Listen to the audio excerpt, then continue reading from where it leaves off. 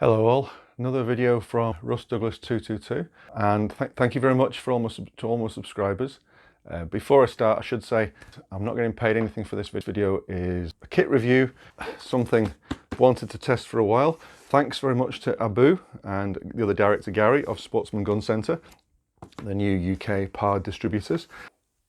Oh, excuse me, do excuse my interruption here, but in addition to the excellent UK Night Vision forum, which has a thermal section, there's now a brand new forum, the thermalhuntingforum.com. Link in description below. Thank you, enjoy the video. So this is the SA45LRF Thermal scope. So all they wanted was my honest review, and Bruce's, of course, Bruce's opinion. So we're going to the range tonight, zeroing this on my Wildcat, and then tomorrow morning meet up with Bruce in his man cave and doing our usual thing, doing the review. So this is all honest, independent, not getting paid anything for this, and unfortunately a few days I have to send this back. I need to get this back soon because I certainly cannot afford to buy it. So straight off we have the PARD SA45LRF. We have the standard PARD carry case, which is rather excellent quality. The whole thing all in, I am getting old, so get the old peepers on. A few grams shy of 1 kilo, well that's everything. And this is the provided PARD mount. So again, as usual, like the PARD AA8LRF, we have 7 mounting holes on, hold that up there against the light background. So you can see the 7 holes, and there are 5 on the underside of the SA45. So there's several mounting options for the reach back scope, because this is a near eye display just like the PARD night vision units, the PARD AA8 and AA8LRF.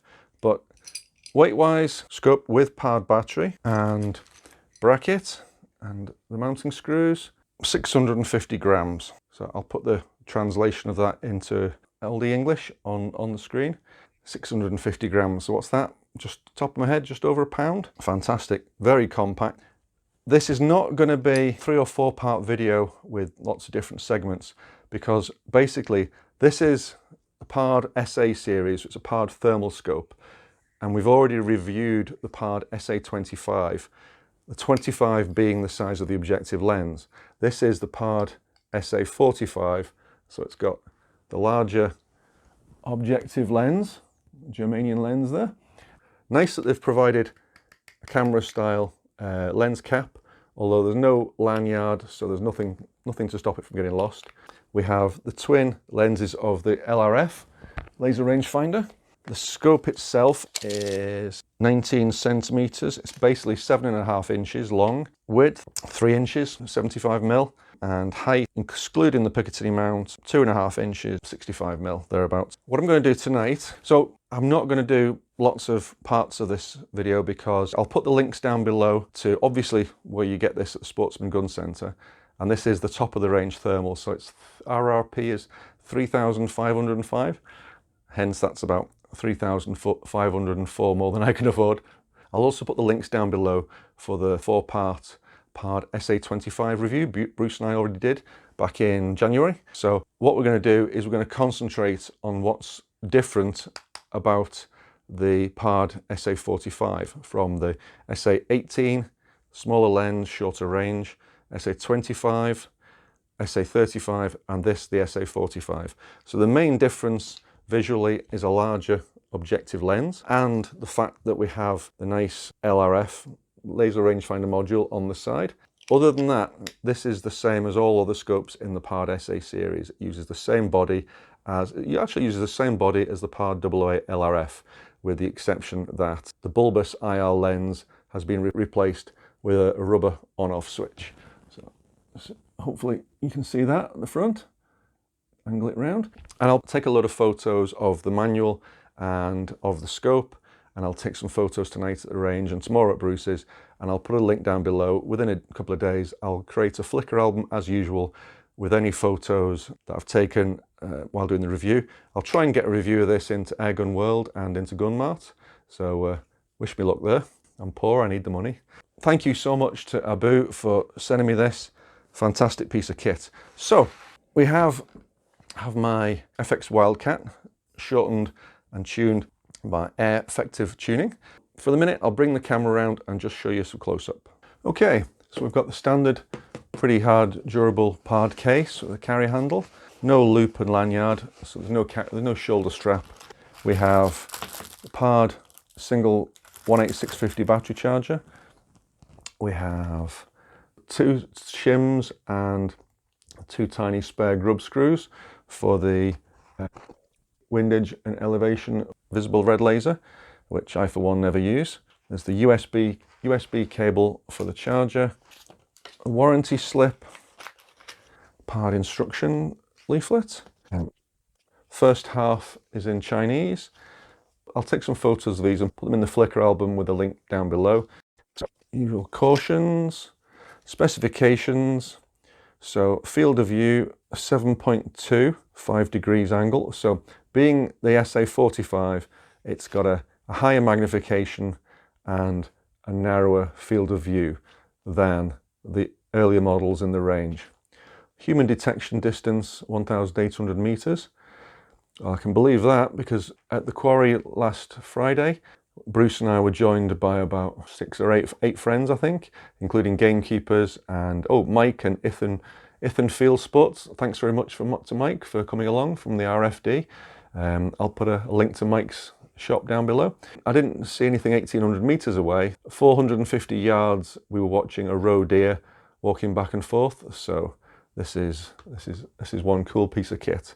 17 micron sensor, 384 by 288 pixels, digital zoom 1, 2 or 3, eye relief 45mm, reticle 8 styles, 4 colors.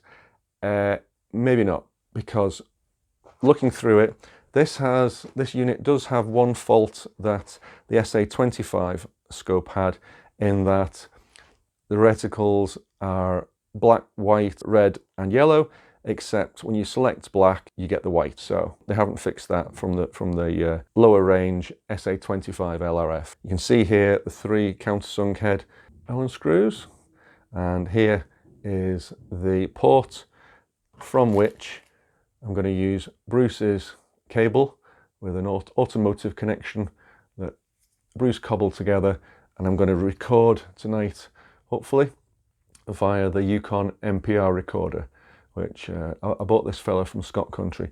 We haven't yet found a better recorder to get anything like the quality of signal out that you can get while looking through the eyepiece. Battery is 18650.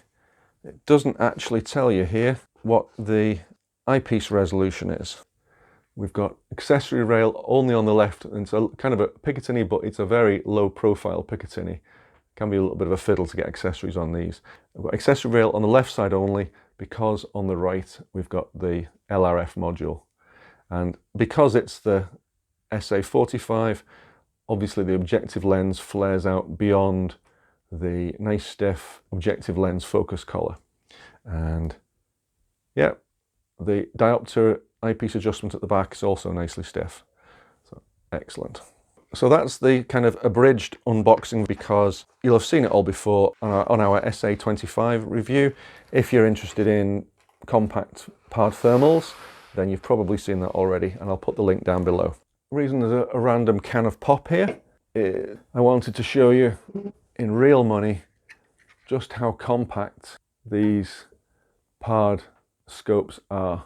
So here's a standard UK can of pop, 330 mils. And it compares, the PARD is slightly taller, a couple of inches taller, but basically a similar sort of size and weight to a can of pop. So top marks, very impressive, such compact scopes as this. What I've just done for speed, I've undone the 2 capstan headed nuts. I've taken my PARD AA LRF rail off. I'm going to use the 3 Allen screws, which I've got, as you can see, I've got a little bit of Loctite on themselves. I'm going to use these with the PARD SA45LRF just to keep the screws that came with it pristine. And the other reason is you'll know that as with all digital scopes, with the PARD's thermals or the IR night vision scopes, sometimes If you picture this being the view through the scope, sometimes your cross in the center, when zeroed, is a bit lower, bit lower center because of the trajectory of air rifles. What Bruce kindly did was, this was in one of my earlier videos, he drilled and tapped between the two rearmost holes of my PARD mounts on both of them, and we've got an M3 grub screw, which you can use to put about 1 millimeter or so proud. This elevates the view so the cross reticle is nearer the center once you're zeroed. Direct comparison, so with the sunshade off, that's the PARD AA8LRF and the PARD SA45LRF. The only real difference is IR lamp lens on the front of the AA8LRF and button in its place on the front of the SA, and the PARD SA45LRF obviously has a larger objective lens. Otherwise, they're near enough identical. So here we are, I'm popping in the 3 screws into the bottom of the PARD.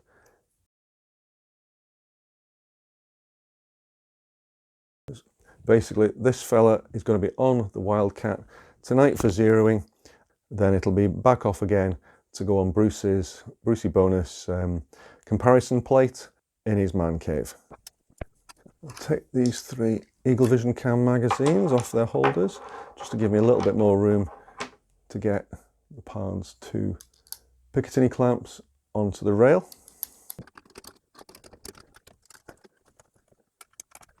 Just give it a little nip up. So that's the PARD SA45LRF in place on the FX Wildcat for tonight. So let's give it a check it fits, check the eye relief. So there we have my FX Wildcat with the PARD SA45LRF in place. And let's just pop the lens cap off, switch it on, and adjust the reticle crosshair for my eye, about there, and yep, that'll do nicely. The battery's down on 2 bars, I think that's out of 4 or 5, so it's slightly different to the sort of 3 fatter green bars on the PARD Night Vision series. But you see, with the buttock in my shoulder, that's pretty comfortable.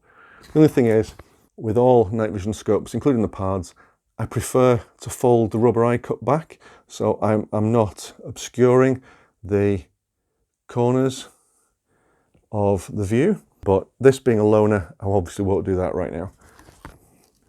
What I'll just show you is we have, hopefully tonight we'll be able to record some of the footage from the PARD SA45LRF. The recording on the Yukon NPR obviously will be nothing like the quality you get through the eyepiece, because we believe the signal is degraded slightly when it goes through the comms port here, then again through the cable, and then again to the Yukon NPR. So we have, this is the automotive connection. So Bruce made up this cable when we reviewed the SA25. This goes upright, and you basically push it gently, line it up, and it pops in, and then you hold it with one little bit of pressure from your thumb, rotate the knurled collar, and screw it in nice and snug, and then that gives us a signal out. Now this will be, as I said, for the Yukon NPR to be upright, the video in port is on the wrong side for this short cable. So I'm going to run this upside down tonight. Hopefully this screw, which is slightly in line with the SA45's lens, that won't spoil things, because I would rather not risk scratching this Picatinny rail section. But with it on here, the cable will go in. Let's switch on. You see the little red light, tiny little red light came on here. I don't know if you can I don't know if it's focusing in the right place for you to see. And if I switch on the Ythan MPR, yes, okay, we have, it's inverted, but I'll peel this off just to show you. Oh, it's not getting a signal. So this is zoomed in on the pip. Unfortunately, there's very little warm out there to aim at. Pip back off.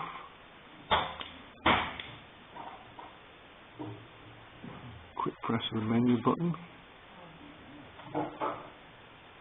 Select meters or yards, hot track, pip, compass and posture.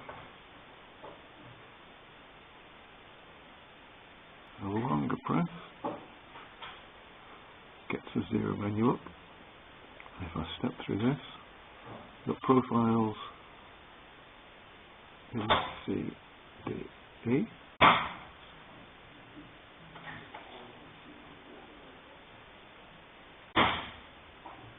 X and Y, styles,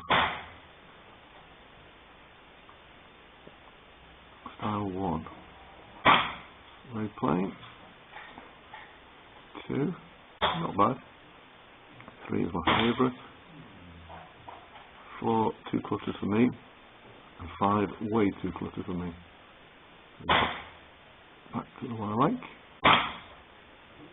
colour, zeroing, red, black, which is obviously white, it doesn't work, white, and yellow.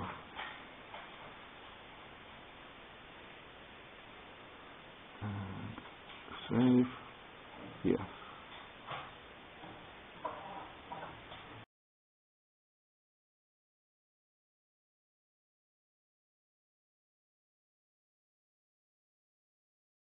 Hello everyone. So, excuse me while I put the microphone on my jacket. I'm here with the man himself, Bruce Phoenix from the UK Night Vision Forum, and I'll put the link down to that down below. And he's Mealy Jimmy on the Airgun Forum. We're here with the PARD SA45 LRF, and as you know, or you hopefully know, from the start of the year, we did several videos early 2020 reviewing the PARD SA25 that didn't have the LRF facility. So this is basically the PARD top of the range thermal scope. So last night at Gark, I set this up on my FX Wildcat, the 177 non-FAC. We only have an hour and a quarter because of the COVID pandemic sort of regulations.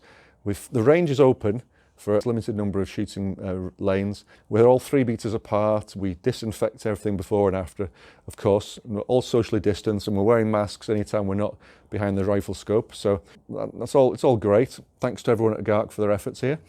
What I couldn't do is repeatedly go downrange to set up thermal targets for the thermal scope. So what I did last night was, fortunately, this fella's high enough res that I could see the tiny little blinks of light, like little tiny flash bulbs from the pellet impact on the steel plates. And I got it zeroed at 25 meters. Beyond 25 meters, for some reason, I couldn't see the little flashes of thermal heat, of light.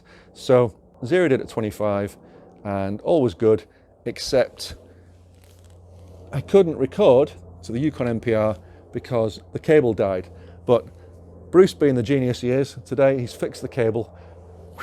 So just a day or two before, we've got to send this back to Sportsman Gun Centre, and thanks again to Abu for lending us this awesome kit. We're just doing a test on some known items. Bruce has put a small heat pack at 45 yards, 40 metres across the street, and we've got Bruce's Telltale Ridgeline at 90 metres, because it's basically 100 yards. I'm going to start recording on the Ythan MPR and hopefully record what we're saying on that as well. Okay. With the SA45, you've got a bit more magnification than you have with the 25. I think this is about 3.2. I think I calculated the measure of the magnification at. Okay. As opposed to 2 with the 25mm one. Okay. So it's a lot useful, a little bit extra magnification. Obviously, you've got the rangefinder. Rangefinder works pretty well. We've got it tuned in. You can adjust the position of the ranging box to make sure you're catching the right part of the laser splash. Obviously, it's a little bit more difficult to adjust the targeting box because you don't actually see the laser splash. Yes, this being a thermal scope, you obviously don't see the flickering splash of IR light like you would with the PARD SA45LRF, or the night vision scope. There's a couple of ways to do that. One is to basically find a good horizontal line and then move the rangefinder targeting box up above and below the horizontal line, and then adjust the box until you just change range just as you pass through the line. Yeah. Similarly with the I use something like a telephone pole or something like that, Yeah. and you can scan backwards and forwards until What I you're would- reading just on the pole and nothing else. Yeah, what I would do in a field is I would hammer in a stake and then put another stake off the top of it, and pan across the vertical stake and pan across the horizontal stake and just get them both aligned that way. Right. So You can also cheat. Use an 008 to look at splash. yes, Then you can see exactly where the splash is. Yes. And then you simply adjust the box to where the splash is. good point. That's a good point. Good point. Well made. Because that's how I did it. I had an 008 sitting here, this sitting there. I'm looking at a splash. Just the plate so that the splash is right on the line, right on the roof line, and then just move a box down. Yeah. Cool. Awesome. So the rangefinder works fine. No issues with that. Yeah. It's essentially the same reticles and controls and menu functions as was on the SA25. Yes. What we've done is we've turned the contrast and the brightness down quite a long way compared to what PARD's recommended values are. Right. If you use the recommended PARD values for contrast and brightness, it's a very punchy image. In other words, anything that it's like literally white and black. There's no in between. You're right. It's either anything hot is just bouncing right out at you. Yeah. Anything that's not hot is just flat. There's not much contrast there. Right. And that makes it a good spotter because it allows you to detect things very easily. Very quickly. Yeah. But if you were to use it as a scope, it's not giving you much detail. Okay, we've turned the contrast and the brightness down a bit from the recommended values, and it's kind of tamed it down a bit. It's not punching you in the face as much as it was before. For me, it's a preferable image. There's more gradation in the background in the hot things. They don't just. When it was the way that they want you to set it up, it's like looking at cattle. Can I have a look through them? It's like looking at cattle in a field because they're so bright, they kind of blow everything out. Okay, you're on camera now. And Oh yes, that's more like it's more like a pulsar image, That's except you've not got the fuzziness. that's right. Yeah. So that's better. Best of both worlds, maybe. That's a much better image than we had when we had this out the other night, comparing it with the pulsar. The pulsar was better. Yes. But we did not have the contrast and the brightness turned down the way they are now. So what are the values you've got this set to? I need to go into the menu. I've got it set to contrast 40, brightness 48. Right, and that's a nice looking image. And if you look at the and there's a heat pack on the.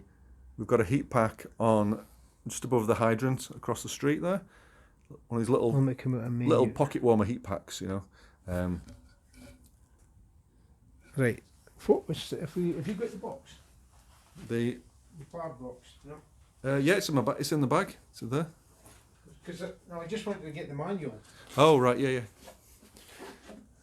And while Bruce is doing that, I'll just pop the laser rangefinder on. There we go. So 43 meters, and the ridge line is 90 meters, and you can see how Bruce has got them synchronized, because if I go 90 meters to just below the ridge, if I go up a little bit, it's 153, which is the background trees. So that's the PARD SA45LRF's LRF doing its thing. We'll put it back down to the heat pack across the street.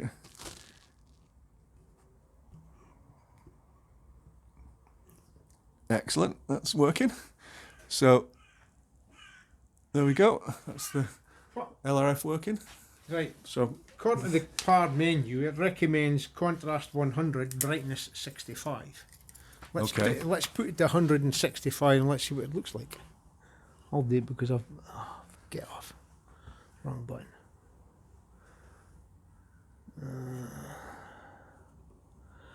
Right, so contrast 100. Oh, recommended values. Okay.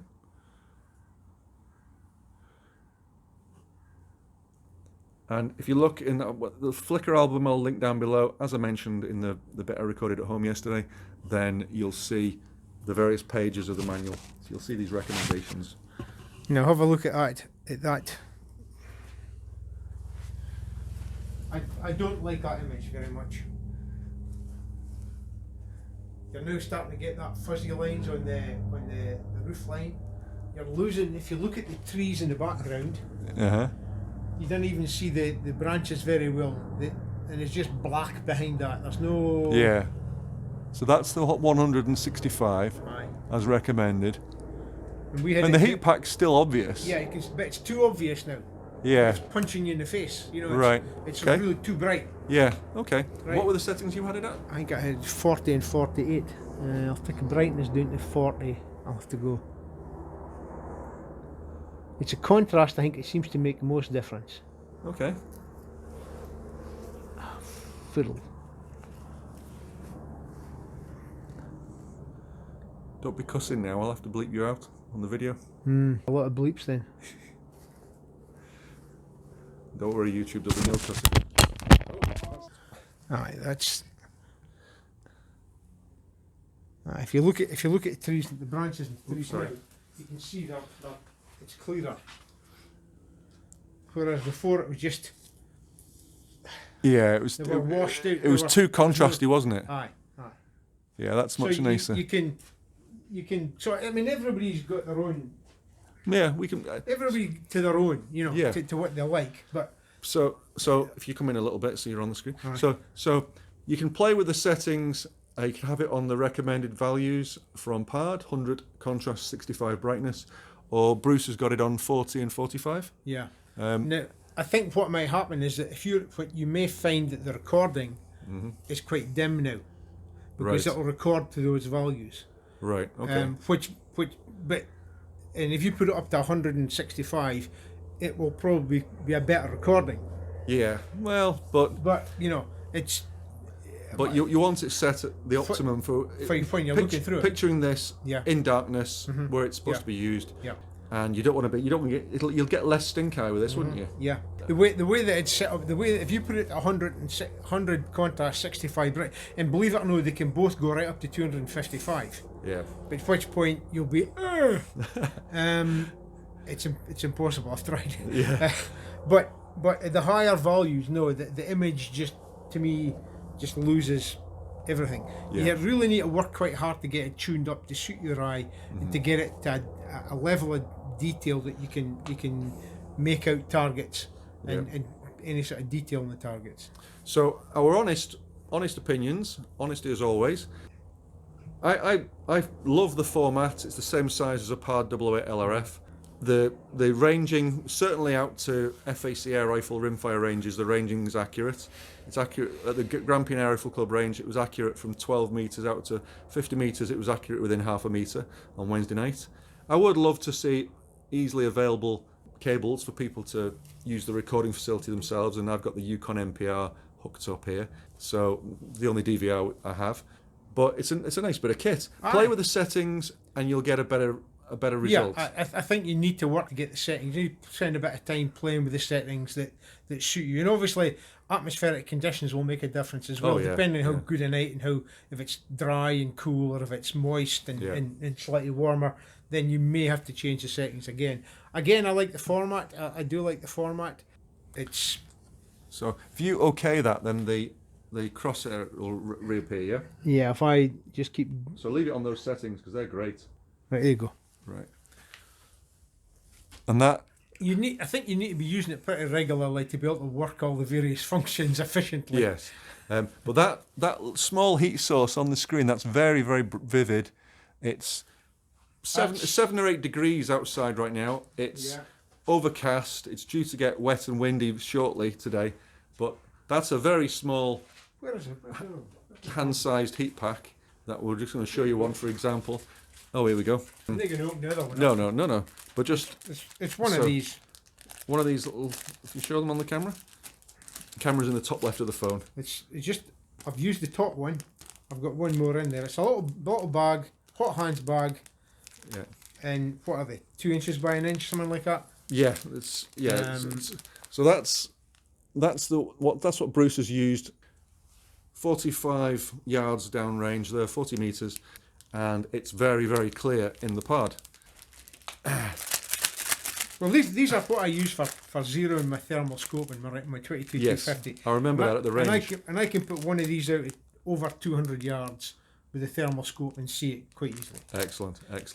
No bother at all. So what I'm going to do next is, now that Bruce has very kindly fixed the comms cable for the recording to the Yukon NPR, what I'm going to do next is, tomorrow in the weather window between tonight's rain and tomorrow night's rain, I'm going to take this fella to one of my local permissions and hopefully record some livestock, horses, and some pests and rabbits and stuff. But yeah, it's a cracking scope. RRP of this fella, this is the top of the range PARD Thermal. So it's got the 45mm lens, which has increased magnification and correspondingly a narrower field of view, so it's got a better range. Top of the range, this is 3,505, the RRP, I believe, from Sportsman Gun Centre and other retailers, because Sportsman are the other distributors. So yeah, cracking bit of kit. We like it, but play with the settings to get the contrast and the brightness right for yourself. Right, I'll hopefully finish this video off with the footage from the farm tomorrow. Thanks for watching. Please like and subscribe. If you subscribe, fantastic. If you click like, click the bell, then YouTube is more likely to notify you when I've got other videos up. So thanks very much again to Abu and Gary at Sportsman Gun Centre for kindly lending us this. I'm afraid neither of us is going to buy it. It's a bit out of my price range by a mile. Speak to you all on the UK Night Vision Forum. Thanks to Jeff for his support there, or on the Airgun Forum, and we'll see you again soon.